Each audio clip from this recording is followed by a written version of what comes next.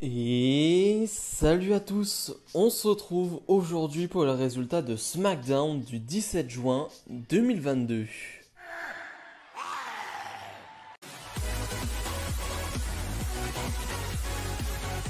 Et on ouvre le show avec Vince McMahon. Vince McMahon qui est dans de sales draps. Alors pour faire court, je vais essayer de faire un résumé, donc je vais oublier beaucoup de choses. Je vous invite à vous informer plus précisément sur ce qu'il se passe autour de Vince McMahon en ce moment.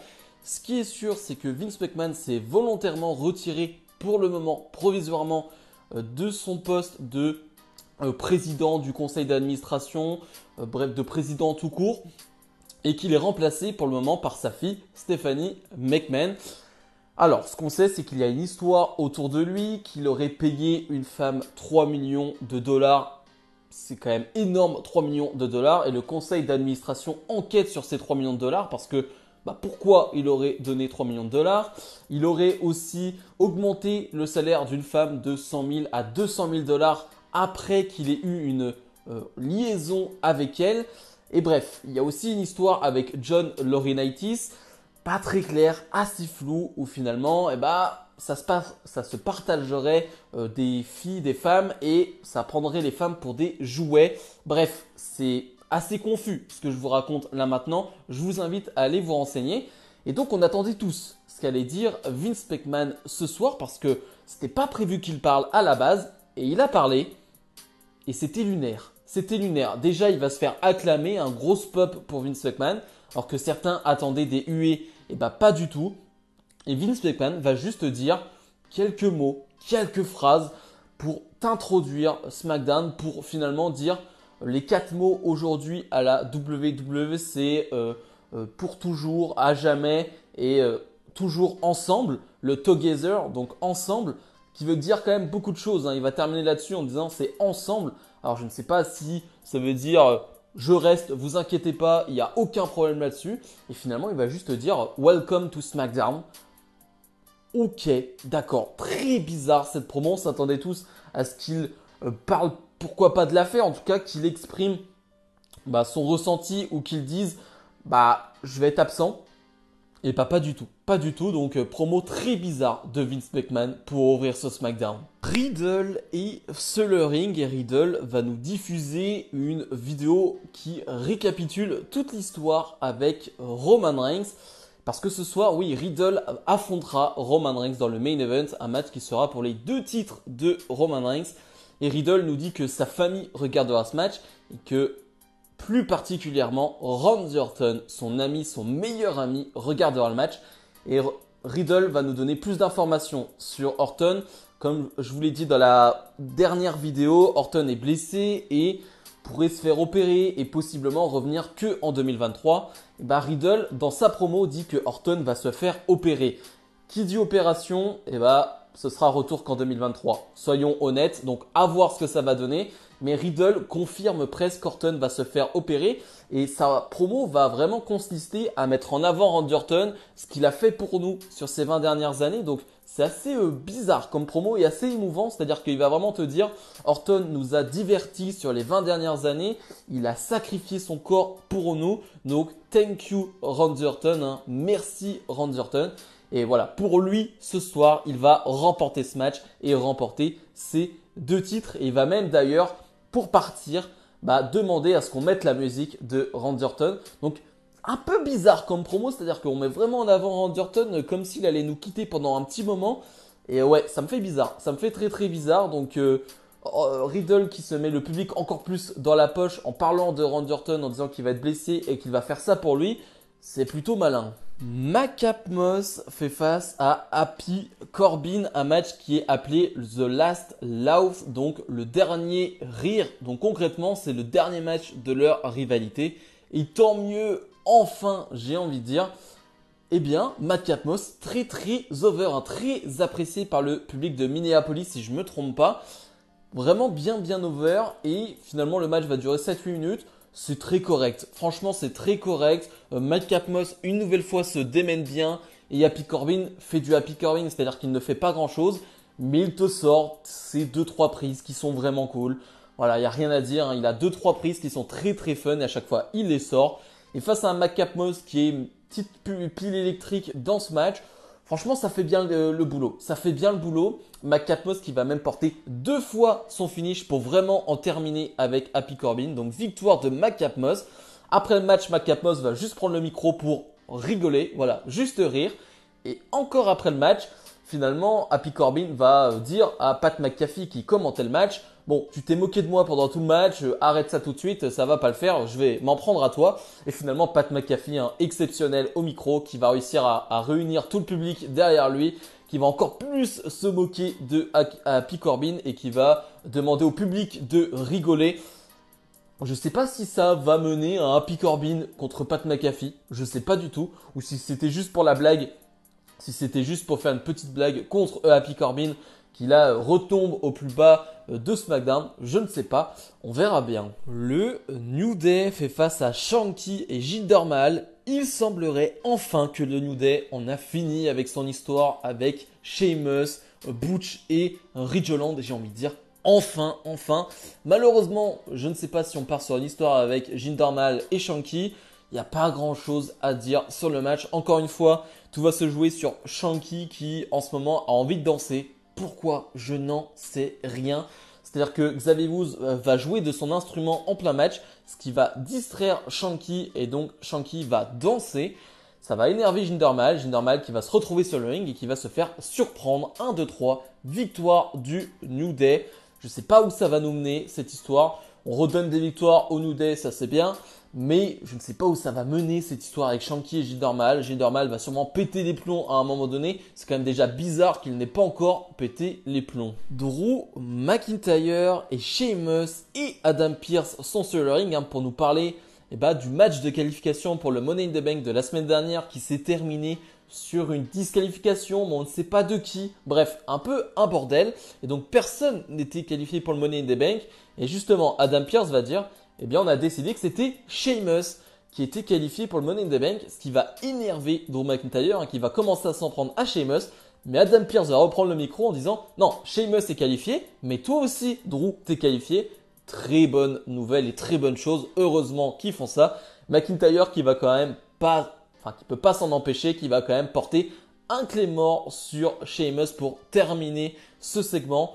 C'était fun. Voilà, c'est très très court, mais c'est juste pour dire que les deux sont dans le Money in the Bank et je pense que c'est une très bonne chose. C'est deux gars d'expérience, deux gars qui ont, je parle pour Sheamus surtout, qui a fait beaucoup de Money in the Bank, qui a fait beaucoup de matchs de l'échelle, donc il sait comment s'y prendre et je trouve qu'en ce moment Sheamus, depuis même 1 an et demi, 2 ans, il est dans une forme incroyable sur le ring, donc je suis content de le voir dans ce match. Et McIntyre dans ce match va faire partie clairement des gros favoris pour la mallette. Match de qualification pour le Money in the Bank féminin. On retrouve Raquel Rodriguez et finalement Shayna Baszler. Un match qui va durer 3-4 minutes, pas plus. Et vraiment rien à dire sur ce match. C'est-à-dire que Raquel Rodriguez se fait dominer pendant 3-4 minutes. C'est-à-dire que Shayna Baszler lui attaque la jambe. Donc on a un vrai travail sur la jambe de Raquel Rodriguez de la part de Shayna. Finalement, ça ne va pas suffire parce que vraiment, il suffira seulement d'une prise, d'une grosse powerbomb de Raquel Rodriguez pour remporter ce match. Donc Raquel Rodriguez sera dans le Money in the Bank féminin. Très bonne nouvelle aussi. On essaye de mettre en avant Raquel Rodriguez à SmackDown. Pour moi, c'est une très bonne idée, c'est une très bonne chose. Moi, j'aime beaucoup Raquel Rodriguez. Et la faire gagner de cette manière-là, en mode, tu peux tout faire, tu peux lui détruire la jambe. De toute façon, avec une prise, elle peut te battre. C'est plutôt malin, c'est plutôt une manière de montrer qu'elle est indestructible et qu'à part Ronda Rousey, personne peut la battre. Et le main event, donc Roman Reigns défend ses 2 titres de double champion face à Riddle. Un combat qui va durer une dizaine de minutes.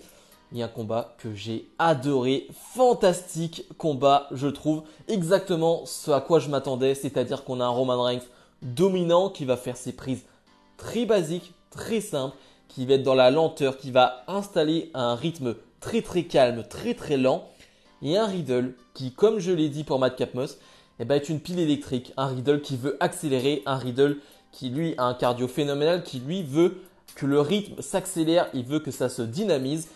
Et ça donne quelque chose de fantastique. Vraiment, c'était fantastique. De 1, par le match en soi techniquement, parce qu'ils ont fait techniquement, c'était très propre, voilà, c'était simple ce qu'ils ont fait. Voilà, j'ai pas vu de choses que je n'avais jamais vues, mais c'était exactement ce qu'on voulait et c'était parfaitement exécuté. Et de deux surtout, c'est qu'ils ont rajouté du suspense dans ce match. Moi, il y a un moment surtout où peut-être, allez, il y a 0% de chance de moi qui a cru, 0,1, mais où Roman Reigns veut partir pour son spear et Riddle l'attrape avec un RKO. Une prise que Orton a déjà fait, hein, c'est-à-dire que le Roman Reigns qui se lance pour le spear et Orton qui le contre avec un RKO, c'est déjà arrivé, hein. Royal Rumble 2017 pour ceux qui s'en souviennent. Et donc là il le fait 1, 2, non 2,99. Roman Reigns arrive à se relever et finalement j'ai adoré la fin de match où Riddle il veut encore une fois tenter le RKO, il ne sait pas quoi faire, il ne sait plus quoi tenter pour battre Roman Reigns et finalement il va se projeter dans les cordes, il va même faire un saut dans les cordes et Roman Reigns va le contrer avec un gros spear impressionnant. Bonne fin parce que ça met aussi en avant Riddle qui certes perd le match mais il aura perdu avec un énorme spear et il aura rien perdu en soi. Vraiment à part le fait de pouvoir être champion, mais en soi il n'a rien perdu à perdre contre ce Roman Reigns là. Bref, ça c'est une partie du match. Mais après le match, Roman Reigns va dire bon, bah j'ai battu tout le monde hein, du côté de SmackDown, Raw. J'ai plus personne à battre, donc Minneapolis acknowledge me. Et là, la petite surprise, la grosse surprise, musique de Brock Lesnar. Et oui, Brock Lesnar est de retour. Brock Lesnar qui va finalement faire mine de vouloir serrer la main à Roman Reigns pour finalement lui porter un F5, pour porter des F5 à tout le monde, au Uso derrière et terminer le show. Si je dois donner mon avis, pour moi, et je vais être vulgaire, c'est de la merde. Clairement, on va aller sur un Brock Lesnar, Roman Reigns à SummerSlam, hein, c'est le plan. On s'en doutait, le plan était Orton contre Reigns à SummerSlam, Orton étant blessé.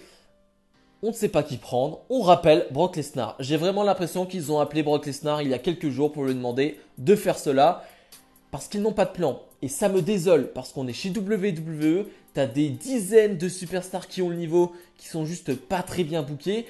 Et ben non, tu rappelles encore une fois Brock Lesnar. On va se retaper un Brock Lesnar Roman Reigns. Ça me désole. J'ai pas envie. Et une nouvelle fois, même si l'histoire peut être bien construite, même si on peut avoir de bons segments, parce que j'aime ce nouveau Brock Lesnar, Cowboy Brock Lesnar, il n'y a rien à dire là-dessus. Mais c'est la 15e fois qu'on voit ce match, qu'on voit cette histoire écrite par la WWE, et je n'en peux plus. Je voulais voir autre chose, quelque chose de frais. Pourquoi pas avec une jeune superstar? Je n'en sais rien, mais en tout cas, je voulais quelque chose de frais, de nouveau. Et bah là non, ils n'en profitent pas, ils ne profitent pas des blessures, et ils remettent à l'ancienne un Brock Lesnar, Roman Reigns. Et ça me fait vraiment chier. Voilà, disons les termes, ça me fait chier. J'ai pas envie de voir ça. Bilan de ce SmackDown qui était très attendu hein, pour, comme je l'ai dit, l'annonce de Vince McMahon plus le match de Riddle. Voilà, il y avait beaucoup de choses attendues. J'ai trouvé que c'était correct. Dans l'ensemble, le main event relève quand même vraiment beaucoup le niveau du show. Rien que pour ce match, ce show mérite d'être vu parce que c'est vraiment un excellent combat. Donc forcément, ça va jouer sur ma note finale. C'est vrai que j'y ai pas pensé, mais Vince McMahon a un peu trollé les gens, c'est-à-dire que ils l'ont annoncé sur les réseaux sociaux, on s'attendait à une énorme nouvelle, donc beaucoup de monde qui ne regarde plus WWE ont dû regarder la chaîne Fox pour finalement voir ce qu'allait dire Vince McMahon, et Vince McMahon te dit rien, donc clairement ça va jouer sur les audiences et Vince McMahon a rien raconté. C'est du Vince McMahon tout craché, on peut s'attendre à tout et à rien avec lui. Mais voilà, dans l'ensemble, comme je l'ai dit, c'est un SmackDown moyen, correct, mais ce main event relève bien le niveau. Donc si je dois donner une note, on va être sur un bon 6, 6,5 sur 10. Si vous n'avez pas vu ce main event, allez le voir. Bref, comme d'habitude, n'hésitez pas à mettre le petit pouce bleu, à vous abonner. Je rappelle que vous pouvez devenir un membre à part de la chaîne en appuyant, en cliquant sur le bouton rejoindre. Je vous invite à aller voir cela. Bref, nous on se retrouve peut-être dès demain pour un Total Catch News. Il y a peut-être 2-3 news sur lesquelles on pourrait parler. Donc je ne suis pas sûr de ça. Mais ce qui est sûr, c'est qu'on se retrouvera mardi pour la review de Raw. Salut